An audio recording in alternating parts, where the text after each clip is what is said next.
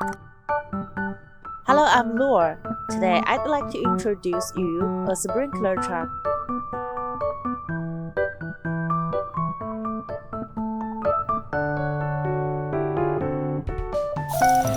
This vehicle is equipped with a 200 horsepower engine. The transmission is manual 8-speed. The maximum power is 147 kilowatts. The dimensions is about 8,400 by 2,500 by 3,400 millimeters. Tires are 10R20 with rear dual tire design. Wheelbase is 4.2 meters.